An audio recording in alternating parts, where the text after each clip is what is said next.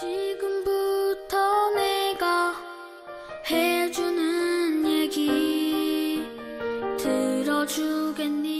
할렐루야. 오늘 하나님께서 주시는 은혜의 말씀 보시겠습니다. 신약성경 마태복음 2장 1절부터 12절 말씀입니다. 마태복음 2장 1절부터 12절 말씀. 영상을 참조하실 분들은 참조하시고요. 제가 봉독해 드리겠습니다.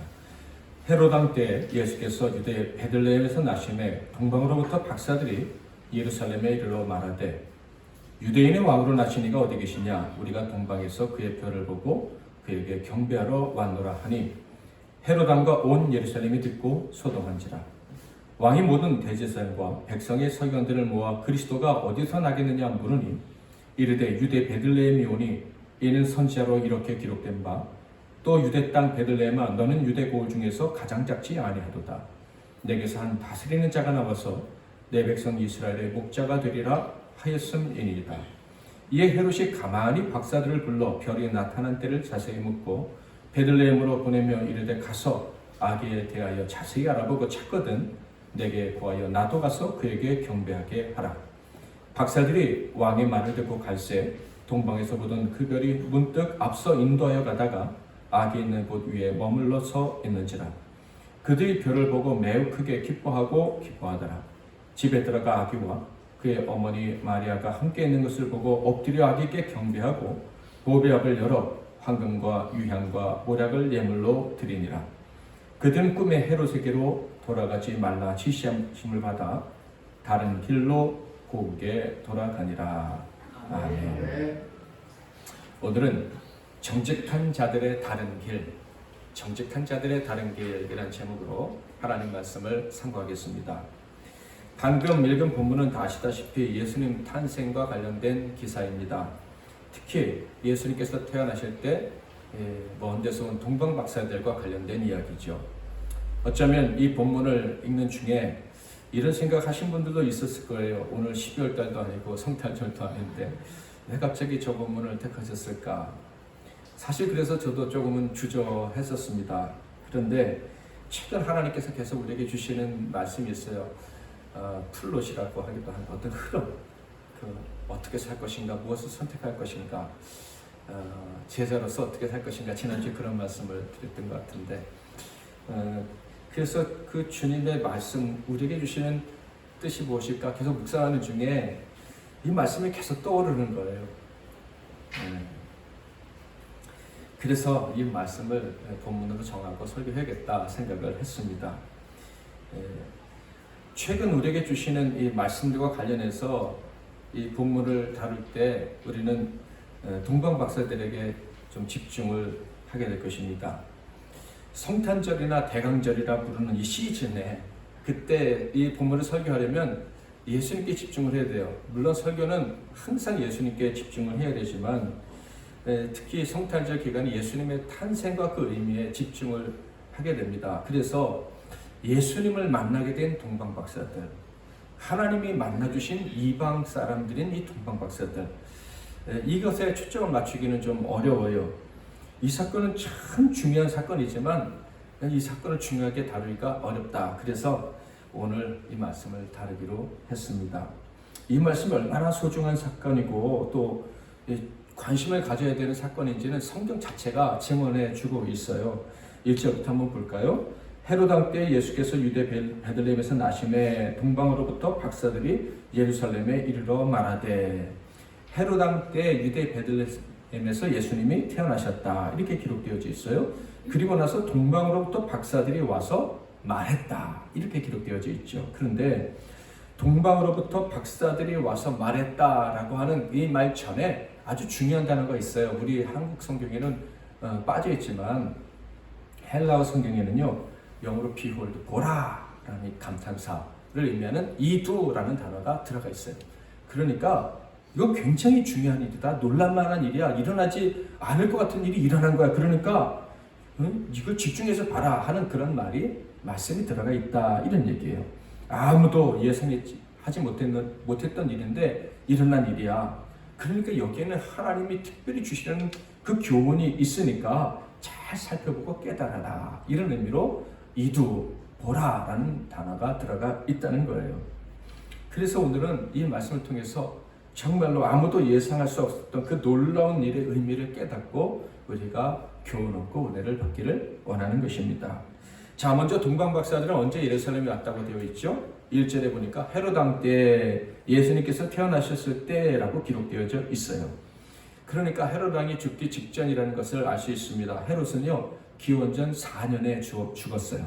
보통 예수님이 태어나실 때를 기준으로 해서 BC AD 기원전 기원으로 나눈다고 하니까 예수님은 BC 0년은 없으니까 1년에 태어나셨을 것이다 이렇게 생각하는데 그렇지가 않아요. 역사가들이 좀 착각이 있어가지고 예수님은 기원전 5년 후반에서 기원전 4년 중반 정도 사이에 태어나셨을 거라고 봅니다. 그러니까 예수님이 탄생하신 후 얼마 지나지 않은 시점에 이 박사들이 예루살렘에 도착을 한 거예요. 왜 동방박사라 부르냐 하면 동방에서 왔기 때문에. 이 성경에서 말하는 동방이라는 의미는요 해가 떠오르는 것을 말해요. 그러니까 동쪽에서 박사들이 와서 동방박사다 그런 것이 원래 이 사람들의 명칭이 동방박사가 아닌 거예요. 몇 명이 왔죠? 동방박사 세 사람인데 성경에는 세 사람이란 말이 없어요. 몇 명이 왔는지는 모르는데 아마 이 동방박사들이 재산도 많고 그러니까 먼 여행을 왔겠죠. 한 일단의 무리들이 오지 않았을까 하는 생각이 듭니다. 자, 그런데 박사라고 했는데 어떤 박사들입니까? 하늘의 별을 연구하는 박사들이에요. 점성학 박사, 점성술사 이렇게 부르기도 합니다. 그러니까 하늘의 별을 연구하면서 그 별을 가지고 점을 치는 사람들, 점쟁이 뭐 이렇게 천박하게 표현한다면 그렇게 할 수도 있을 거예요. 그렇지만 학식 수준은 굉장히 높았고 당시의 사람들에게는 존경받는 그들의 말은 권위가 있는 그런 사람들이라 할 수가 있겠습니다. 어느 나라에서 왔는지는 확실하진 않지만 바벨론에서 왔을 것이다 하는 것이 일반적인 예측이에요. 왜냐하면 그 땅에는 과거에 포로로 잡혀갔던 이스라엘 사람들이 많았기 때문에 그 유대인들을 통해서 메시아 사상에 대해서 들었기 때문에 별을 보면서 이 별이 메시아의 별, 이 별이 유대인의 별 이렇게 생각할 수 있었을 것이다 하는 거예요. 메시아의 탄생에 대해서 들어서 알고 있었기 때문에 왕의 별, 메시아의 별을 찾았을 것이고 특별한 별이 나타났을 때 보통 이 목성과 그 주변에 있는 별들이었을 것이다 생각하는데 그 별들이 나타났을 때 야 저게 유대인의 왕 메시아의 별이다 라고 생각을 하고 그 별을 따라 먼 길을 여행했을 것이다 이렇게 추측을 합니다. 자, 그런데 여기서 우리가 주목해야만 합니다. 이 박사들이 언제부터인지는 알 수 없지만 메시아에 대해서 들은 것은 확실해요. 메시아에 들었지만 그들은 여전히 자기네 나라에서 점성술사, 점치는 사람들이었다 하는 거예요. 그들은 점성술사로 살고 있었지만 그래서 계속 별을 연구하고 별을 가지고 점치며 살았지만 마음속에서는 놀라운 일이 벌어지고 있었다는 거예요. 그게 뭐죠? 우리가 메시아를 만나고 싶다. 진짜 왕을 만나고 싶다. 점치는 사람 별로 좋은 직업이 아니잖아요. 그런데 그들의 마음속에는 메시아를 만나고 싶다는 마음이 있었다는 거예요. 이게 얼마나 중요한 일인지 우리는 잊지 않아야 돼요. 2절을 볼까요? 이제부터 왜 놀라운 일인지 점점 자세하게 설명해 드릴 거예요. 한번 2절 3절은 같이 한번 읽겠습니다. 시작. 그들은 왕으로 자신보다 올리시냐 우리가 동방에서 그들을 보고 그들의 경배하러 왔다 하니 밤과 온 예루살렘이 듣고 수동한지라. 박사들이 지금 질문한 내용이 무엇입니까? 우리는 별을 따라 왔는데 이 별이 나타내는 왕의 탄생을 확인하고 그분께 경배하러 왔다 이렇게 얘기를 하는 거예요. 자, 그들은 별을 따라 왔어요. 와보니 예루살렘에 이스라엘 수도 예루살렘이에요. 거기에는 왕이 이미 있었어요. 헤롯 왕. 그런데 거기서 뭐라고 말해요? 왕이 있는데 왕 앞에서 유대인의 왕으로 나시니까 어디 계시냐? 그에게 경배할 것이다 라고 이야기를 하는 거예요. 생각해 보세요.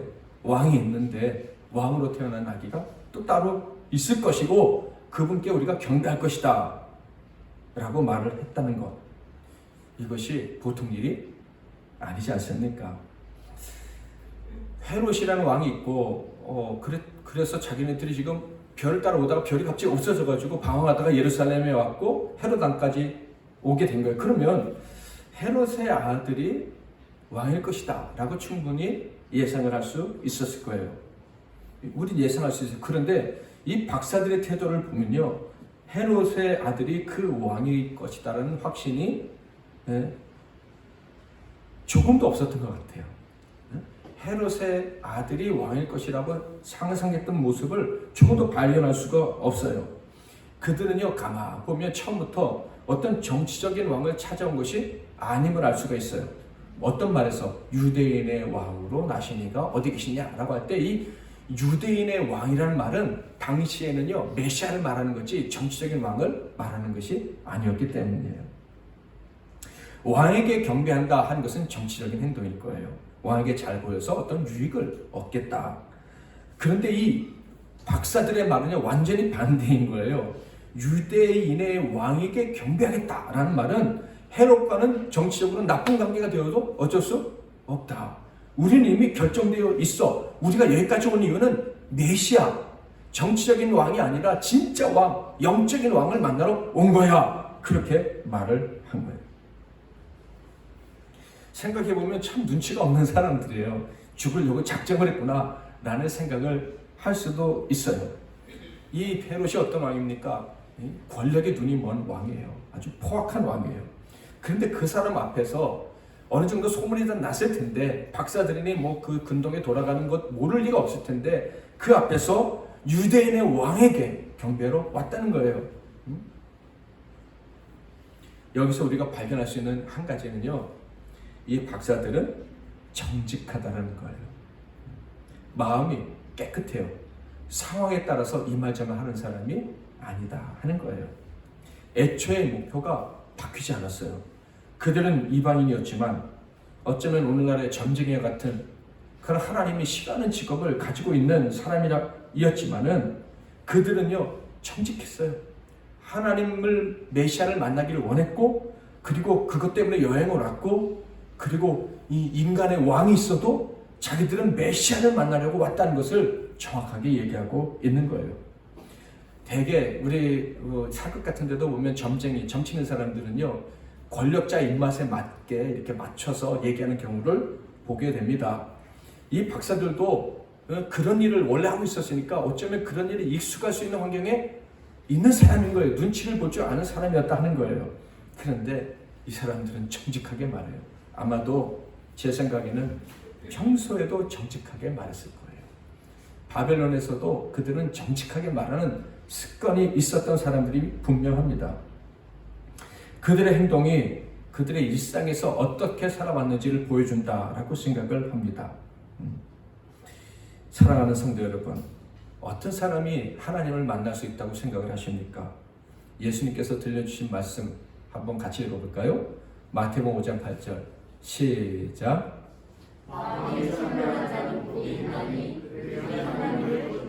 누가 하나님을 본다고요? 마음이 청결한 자. 여기서 청결한 마음은요, 이중적인 마음이 없는 사람을 이야기하는 거예요. 어제, 오늘, 그리고 내일의 마음이 같은 그런 사람을 마음이 청결하다. 그러니까 정직한 사람이 곧 하나님을 볼 수 있다라는 거예요. 현대 위대한 기독교 변증가 중에 한 사람이 C.S. 루이스라는 사람이 언제 하나님을 볼 수 있는지를 잘 설명해주고 있어요. 그 사람은 하나님께서 자신을 한 사람에게 보여줄 때는 마음이 깨끗한 사람에게만 보여주신다, 이렇게 얘기를 해요. 누구나 하나님을 만날 수 있어요. 그런데 마음이 깨끗하지 않으면 보여줘도 볼 수가 없다, 이런 얘기예요. 마음이 더러운 사람은 마치 렌즈가 더러운 망원경과 같아서 이 초점을 맞추고 봐도 지저분해서 제대로 볼 수 없고, 또 마음이 더러운, 이렇게 정직하지 않은 사람은 더러운 거울과 같아서 햇빛이 똑같이 비춰도 그 밝기가 같을 수가 없다라는 이야기를 했어요. 그러므로 마음이 깨끗한 자, 정직한 자가 하나님을 만날 수 있는데, 이 사람은 이런 예도 들어서 설명을 해줬어요. 습관적으로 교회 다니는 한 청년이 있습니다. 그런데 어느 날 이 청년이요, 나는 진짜 그리스도인이 아니야, 나는 진정한 그리스도인이 아닌데 습관적으로 교회 다니고 있구나, 나는 참 위선자이구나 하는 생각이 들어서 부모님을 속삭이라는 게 아니라 그냥 정직해지고 싶어서 교회 나오기를 그만뒀어요. 그런데 C.S. 루이스는 뭐라고 말하냐면 바로 그때가 바로 이 청년에게 가장 하나님이 가까이 계실 때다. 이렇게 이야기를 했어요. 여러분은 동의하십니까? 우리는 어떤 예배라는 형식, 교회라는 어떤 건물, 그냥 여기만 그냥 나와 있으면 하나님을 만날 수 있다고 생각하는데 천만의 말씀에 하나님이 이런 형식에 매인다고 생각하십니까? 중심을 보고 마음을 보시는 분인데 이 청년이 정직해지려 할 때 하나님을 만날 가능성이 높아지는 거예요. 누가 하나님을 만납니까? 유대인이라 선민이라 모태신앙이라 목사 아들이라 교회 어렸을 때부터 나왔기 때문에 그런 사람이 하나님 만나는 게 아니에요.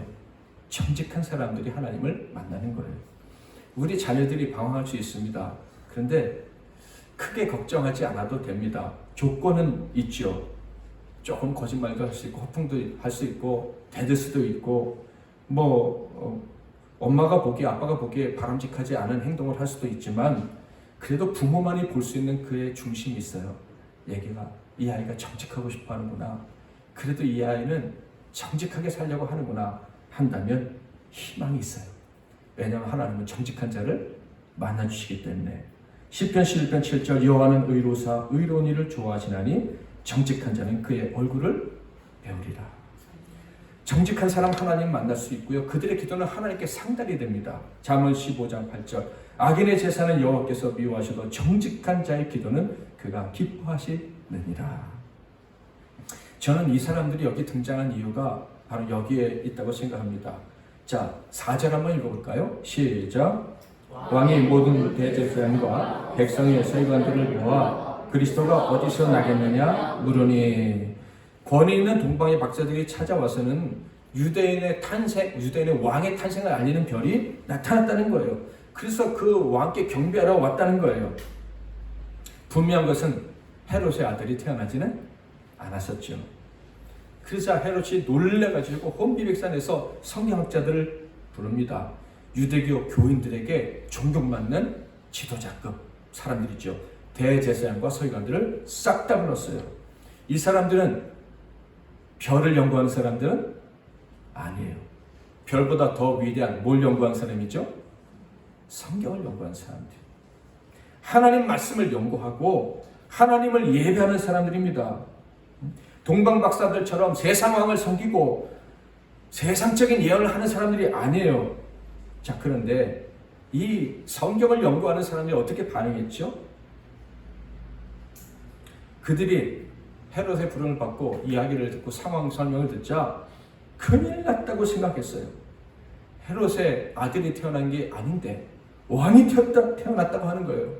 이 순간 이 사람들이 무슨 생각을 했느냐 하면 큰일 났다. 어떻게 하면 좋냐. 야, 이제 우리나라 사단이 벌어지겠구나. 이 헤롯이 미친 짓을 할지도 모른다. 나중에 실제로 그렇게 됐죠. 그들이 걱정한 대로. 이 성경을 연구하는 사람들의 마음이 느껴지십니까? 어떤 마음인 것 같아요? 그들은 메시아 그리고 세상 왕 섞어버리고 있어요.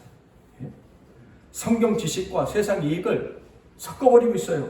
성경을 연구하고 하나님을 예배하고 또 하나님만을 예배하라고 가르치는 사람들이었는데 문제가 딱 터지니까 그들은 세상의 길을 가고 싶어하는 세상에 관심이 더 많은 사람들이었다 하는 거예요.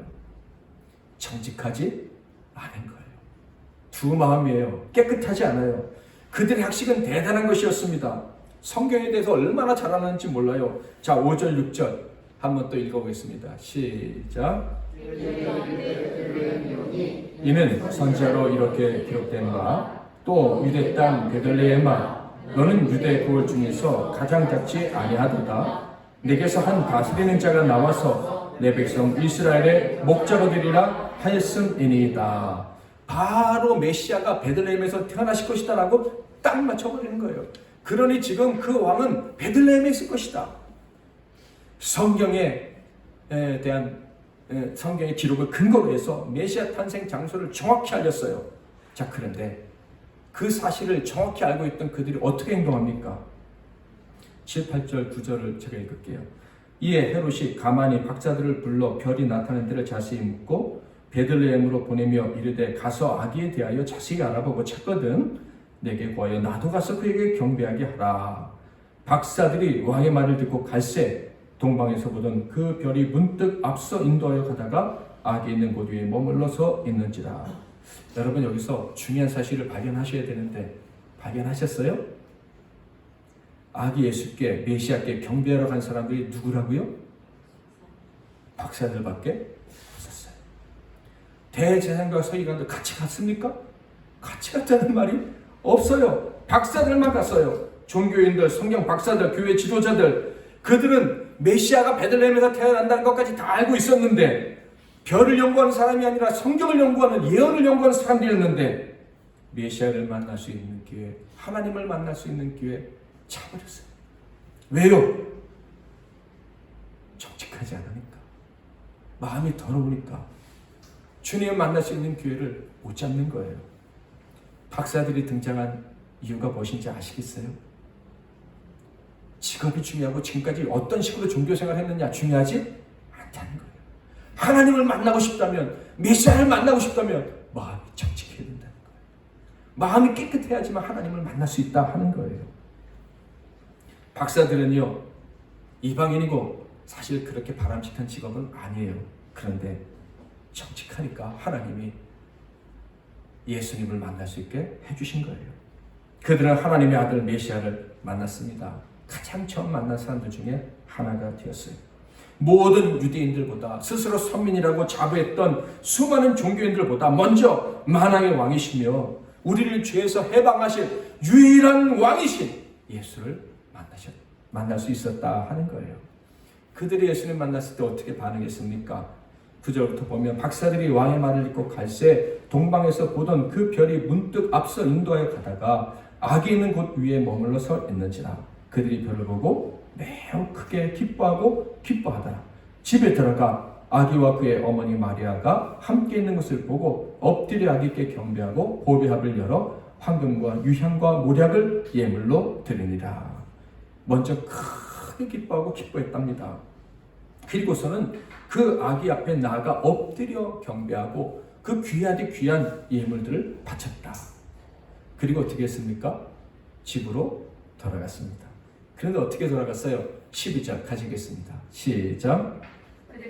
꿈에 헤롯에게로 돌아가지 말라 지시하심을 받아 다른 길로 꼭국에 돌아갑니다. 다른 길로 돌아갔다. 이렇게 기록되어져 있어요. 왜 다른 길로 갔다는 것을 강조합니까? 세상이 요구하는 길이 있었다는 얘기예요. 그 길은 세상의 왕이 요구하는 길이에요. 8절 베들레헴으로 보내며 이르되 가서 아기에 대하여 자세히 알아보고 찾거든 내게 구하여 나도 가서 그에게 경배하게 하라. 헤롯이 아이에게 경배하겠다고 얘기하는 거예요. 그러니까 경배하고 와서 나에게 알려달라. 실제로는 해치려고 이런 얘기를 했던 것이죠. 그런데 이 헤롯의 명은요, 한 나라의 임금의 명령이에요. 아무리 타국의 권위 있는 박사라고 해도 함부로 어길 수 없는 그 지역의 왕의 명령이에요. 게다가 당시에는 로마가 지배하던 시대입니다. 헤롯은 로마의 국노왕, 그러니까 로마의 힘을 얻고 있는 사람이에요. 바벨론이 건드릴 수 있는 나라가 아니고 바벨론이 함부로 할 수 있는 왕이 아니라는 얘기예요. 힘을 무시할 수 있는 사람이 아닌 거예요. 그런데 그들은 그 왕이 요구한 길로 가지 않고 다른 길로 갔다. 목숨을 건 거예요. 그들이 왕이 요구한 길로 가지 않고 다른 길로 갔던 이유가 무엇입니까? 놀랍습니다. 12절 그들은 꿈에 헤롯에게로 돌아가지 말라 지시하심을 받아. 무슨 말입니까? 꿈속에서 하나님을 또 만난 거예요. 조금 전에는 메시아를 만났고 이제는 하나님을 직접 만난 거예요. 성자 하나님 만났고 성부 하나님도 만났다, 이런 얘기예요. 하나님이 만나주신 걸 왜? 그들이 정직함을 아시니까. 그들의 관심은 세상 왕이 아니라는 거, 그게 변하지 않을 거라는 거 아신 거예요. 세상 구원을 바라는 게 아니에요. 세상 성공을 위해서 별을 보며 여기까지 온 것이 아니라는 것도 하나님이 아신 거예요. 그들은 처음부터 지금까지 영혼의 구원, 영원한 구원, 그 놀라운 은총을 주실 메시아를 보기를 원했다. 그거 하나가 그들의 꿈이었다는 거 하나님이 아신 거예요. 하늘의 별이 아니라 진정한 빛을 만나기를 원했다는 거, 그것이 진짜라는 거 하나님이 아신 거예요. 그러니까 하나님이 또 만나 주신 거예요. 비록 이방인들이고 직업도 이교도적인 것들이었지만은 그들은 하나님 만나고 싶고 만날 수만 있다면 더 이상의 소원이 없다는 정직한 마음을 가지고 있었어요.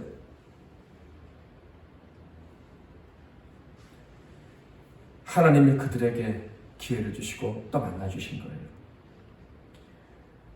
그들은 이 엄청난 복을 헤롯 앞에서도 담대히 말할 수 있었어요.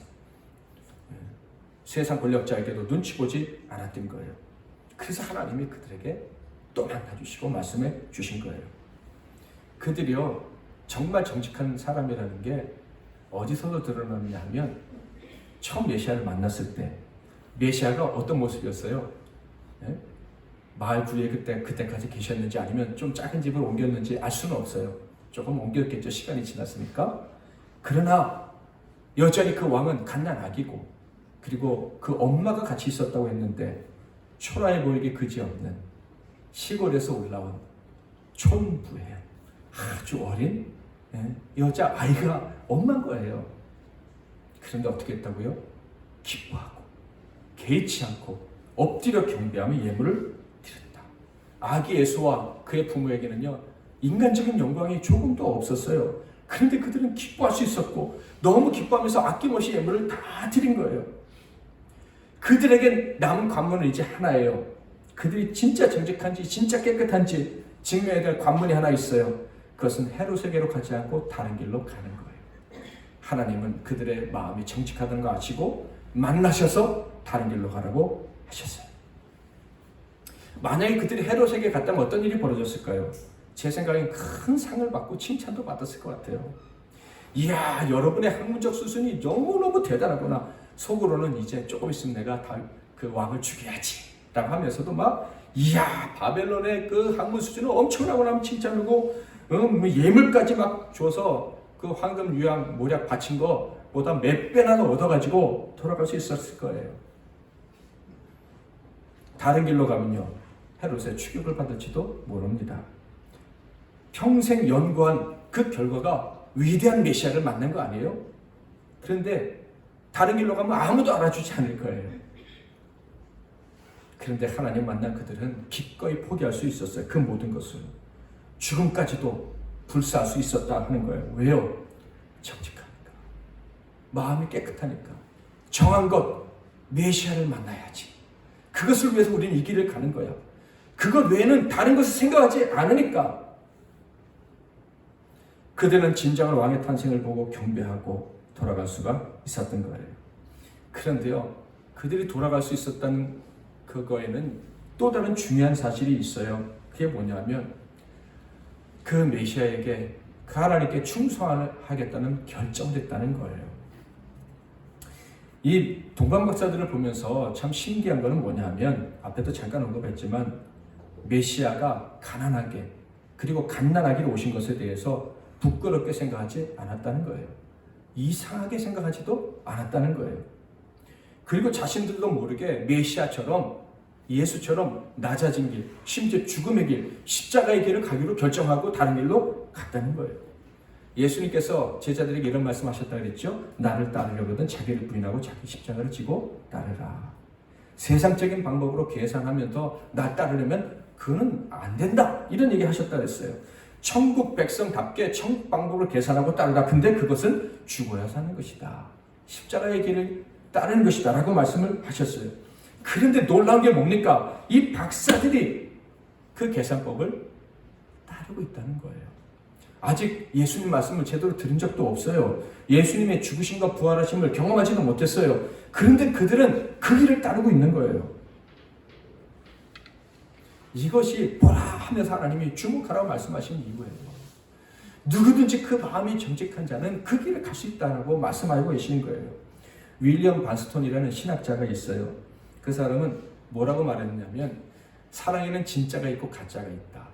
그런데 아무리 사랑을 받지 못한 사람도 진짜 사랑과 가짜 사랑 구별할 수 있는 능력이 있다, 이런 얘기를 했어요. 그러면서 그는 무슨 말을 했냐면, 가짜 사랑은 목적이 있는데 바로 자기의 행복을 위한 거라는 거예요. 그래서 가짜 사랑을 하는 사람은 자기 행복을 위해서 남을 이용한다. 그래서 이 가짜 사랑에는 언제나 조건이 붙는데, 자기에게 도움이 되는 사람만 사랑하고 언제나 빠져나갈 구멍을 잘 준비하고 있다가 해가 된다 싶으면 즉시 몸을 뺀다는 거예요. 종종 만나죠? 함께하고 제일 충성할 것처럼 했다가 좀 이익이 안 된다 싶으면 싹 몸을 빼버리는 사람들이 있어요. 이에 비해서 진짜 사랑은 남의 행복을 위해서 자신을 내준다라고 이야기를 합니다. 그래서 무조건적이고 위험을 무릅쓰고 아낌없이 준대요. 그런데 이 학자는 뭐라고 말했냐면 진짜 사랑을 할 수 있는 사람은 없대요. 어느 정도는 다 가짜라는 거예요. 그 이유가 뭐냐면 그 이유가 놀라워요. 모든 사람에게는 다 사랑이 필요하기 때문에 진짜 사랑이 없다라고 하는 거예요. 이게 무슨 말인가 제가 좀 생각을 해봤어요. 조금 생각해보니까 이해가 돼요. 이 말인 것 같아요. 진짜 사랑이 없는데 모두가 사랑이 필요한 거예요. 그러니까 어쩔 수 없이 사랑이 필요하니까 사랑을 주고받아야 되니까 그래야 살 수 있으니까 조금씩 그냥 가짜를 섞어서 주고받을 수밖에 없다. 뭐 이런 얘기인 것 같아요. 밥을 먹어야 되는데 없으면 소나무 껍질이라도 먹듯이 사랑을 받아야 살 수 있는데 없으니까 그냥 가짜 사랑을 주고받고 산다. 이런 얘기예요. 좀 과장인 것 같지만 틀린 말은 아니에요. 그런데 그렇다면 진짜 사랑을 할 수 있는 사람은 없을까? 있죠. 누굽니까? 진짜 사랑을 만난 사람. 하나님의 사랑을 받은 사람. 조건 없는 사랑을 안 사람은요. 그 사랑을 할 수가 있어요. 동방 박사들은 그 사랑을 만난 거예요. 진짜 사랑이 지금 여기에 계시는구나 하는 것을 보았다는 거예요. 여러분, 이 하나님의 사랑을 만나는 거는요, 하나님의 은혜 없이는 안 돼요. 제 가족 얘기에서 죄송한데 어제 저희 아들이 간증한 걸 이렇게 들었는데 하나님을 만나니까 첫 번째로 엄마 아빠가 보고 싶더래요. 엄마 아빠가 진짜 싫었는데 그래서 마치 목욕을 한 것 같이 모든 게 다 사라졌다. 미움이 원망이 내 안에서 싹 사라져 버렸다. 어제 그런 간증을 한 걸 지금 보내주셔서 제가 봤어요. 하나님 만나면요 기적이 나타나요. 그 이기적이고 욕심 같은 것들이 싹 사라지는 거예요. 이 동방 박사들이 예수님 만났어요. 그 순간 그 가난하게 봤는데 갑자기 뭐가 싹 다 빠져나간 거예요. 예전에 가졌던 생각이 싹 사라져버린 거예요. 마음이 깨끗한 그들은 느낄 수 있었던 것입니다. 이야, 이게 진짜 사랑이구나. 뭐예요? 대가를 치르는 거. 하나님이 메시아가 이렇게 천한 모습으로 오실 수 있다는 거 옛날 같았으면 받아들일 수 없었을 거예요. 그런데 은혜를 받으니까 하나님을 진짜 만나니까 그래 이게 진짜 사랑이구나. 우리가 지금까지 경험해보지 못한 진짜 사랑이구나. 사랑을 위해서 모든 것을 버릴 수 있다는 것, 이게 바로 메시아의 모습이구나 하는 것을 그들이 느낄 수 있었던 거예요. 그래서 그래 우리 죽더라도 다른 길로 가자. 헤롯에게 쫓김을 당해서 우리가 망하더라도 다른 길로 가자. 함께 결정하고 갈 수 있었던 거예요. 이게 참 놀라운데 C.S. 루이스는요, 하나님을 만난 이 사람은 정직한 공동체 가운데 있는 사람이다 라고 얘기를 했어요. 만약에 그 박사들 가운데 한 사람이라도 야 이러다 우리 죽는다, 메시아 봤으면 됐지, 가서 왕한테 가서 얘기하고 가자, 이런 사람이 한 사람이라도 있었으면 안 됐을 거예요. 그런데 그 공동체는 다 정직한 사람들만 있었던 거예요. 그러니 다른 길로 갈 수가 있었죠. C.S. 루이스가 그 얘기를 하는 거예요. 우리 MC 나눔교회가 그런 공동체가 될 수 있기를 바랍니다. 여기서 실험하고 증명할 수 있어야 돼요. 무엇을요? 우리 마음이 정직하다는 것을. 어떻게? 상황이 변해도 급변해도 우리는 다른 사람의 유익을 위해 산다. 예수님처럼 초라해지고 예수님처럼 가난해져도 우리는 사랑을 포기하지 않는다. 나를 위해 이기심을 막 드러내면서 내 이익을 찾아 떠나지 않는다. 심지어 부끄러운 일을 당하고 내 힘이 다 사라져도 나는 다른 지체의 유익을 위해 산다. 이것이 우리 공동체 내에서 증명될 수 있기를 바랍니다. 저는 우리 MBC 나눔교회 성도들이 다 그런 분들이라고 믿어요. 근데 우리 중에 한 사람이라도 이기적으로 내 욕심을 생각하면서 가기 시작하면요, 그때부터는 성도들이 하나님을 못 만나요. 만날 수가 없어요. 그런데 우리 모두가 함께 하나님의 은혜를 받고 정직해진 마음으로 나는 예수님처럼 진짜 사랑을 하고 살고 싶어요 하면 우리 모두가 하나님을 만날 수가 있어요. 하나님 만나야 되잖아요. 매일 만나고 매일 그분의 인도하심을 받고 그분 때문에 감격하고 행복하고 문제가 해결되고 기도 응답받고 이런 능력을 경험하며 살아야 되지 않겠습니까? 사랑하는 성도 여러분, 동방 박사들을 통해서 우리에게 주시는 교훈은 분명합니다. 정직한 자가 하나님을 만나고 하나님 만나는 은혜를 입은 사람은 정직하다. 마음이 변치 않고 끝까지 남을 위해서 살아가는 힘이 있다. 십자가의 길을 주저하지 않는다 하는 거예요. 그것이 우리가 가야 될 길입니다. 다른 길. 여기까지 온 이유가 있어요. 같은 길 가려면 여기 올 이유가 없어요. 다른 길을 가기 위해서 여기에 왔습니다. 우리 모두 함께 끝까지 서로를 위해 사랑을 베풀고 다른 사람의 유익을 위해 사는 그 다른 길을, 예수님이 가셨던 그 길을 가서 하나님이 언제나 만나 주실 수 있는, 하나님 만나서 감격하고 기뻐하며 내 모든 것을 다 드려도 아깝지 않은 그 기쁨을 가지고 살아가는 그런 성도들이 다 될 수 있기를 주님의 이름으로 축복합니다. 기도하겠습니다. 그들은 꿈의 헤로데게로 돌아가지 말라 지시하심을 받아 다른 길로 고국에 돌아가니라. 아멘. 이제는 우리 주 예수 그리스도의 크신 은혜와 우리 하나님 아버지의 극진하신 사랑하심과 성령님의 위로 교통 충만 축복하심이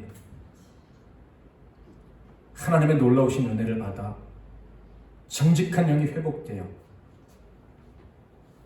세상과는 다른 길 끝까지 사랑하며 신비하게 사랑하며 살아가는 그 길을 걸어가기로 작정한 이 복된 종들 한 분 한 분 위에와 그들이 사랑하는 가족들과 건강과 산업 위에 이 나라와 이 민족과 세계 열방과 주님께서 피로 값주고 하신 우리 에미신 나눔교회와 뉴질랜드 교회 위에 이제로부터 영원토록 함께 하실지어다.